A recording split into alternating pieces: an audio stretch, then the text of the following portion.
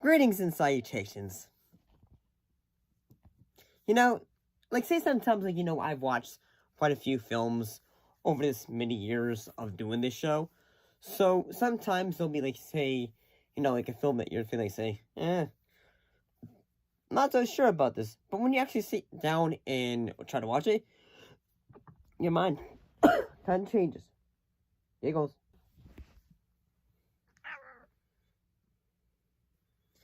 But sometimes, when you watch a film, your mind...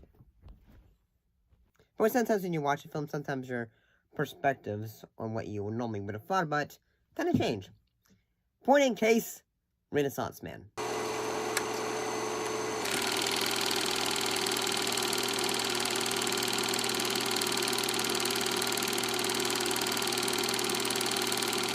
So the film follows a former advertising executive teaching military soldiers at school, at a military school. And I gotta say, yes, I've seen quite a few films from Danny Devito, but I gotta say, yes, this film doesn't have, a lot of, the best, reviews.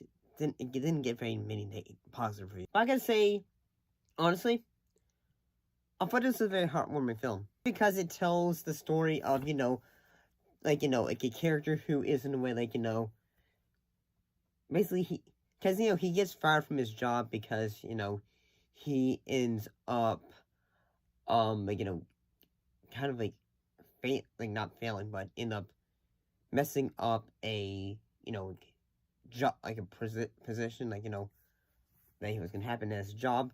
So, in a way, he is having to do a new job, and he ends up working at the military to teach kids, say, hey, a bit of knowledge, in a way. You come home, or you're on your way home, you go to a bar, you stop for a brew, and in the bar, down at the end of the bar, is a beautiful woman, and she winks at you. Right? You go to her fill in the blank.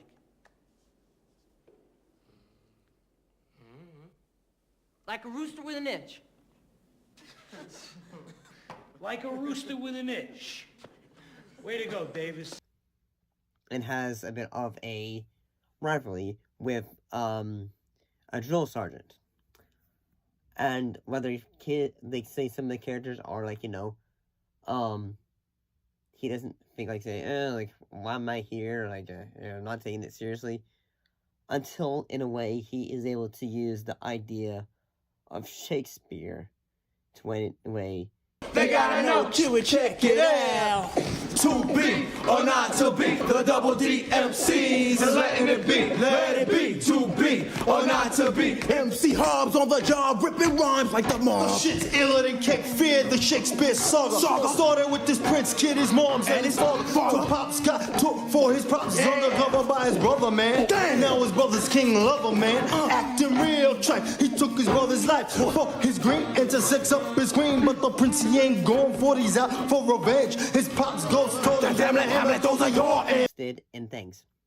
And I gotta say, the character of, you have some real world ideas. The character of Benitos. One character who is, in a way, he gets letters from his family, but he's realized, hey, his younger brother is basically being abused back at home, and one of his defense mechanisms is basically to sleep. Because, it's basically, we all have our defense mechanisms, so his basically is the idea of sleep, because if he doesn't wake up, he's not really having to acknowledge that the world is a bit of a darker place. And I also think, say, some characters, like the character of, Private Davis, he ends up basically, his character is in a way saying, hey, my dad was a hero, but no one's really believing him. He's always being made fun of. But I gotta say, one thing that really, helps, in my opinion, so as, say, as a good film, is in that DeVito's character, as the film goes along, he ends up having relationships with these characters. At one point, they're feeling, say, hey, why don't we shouldn't be taking you seriously, because at one point, he ends up showing up late for class.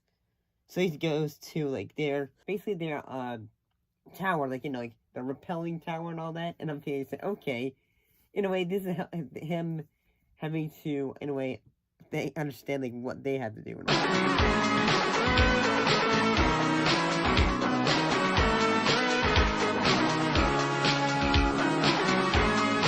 all that. So I think that's pretty funny.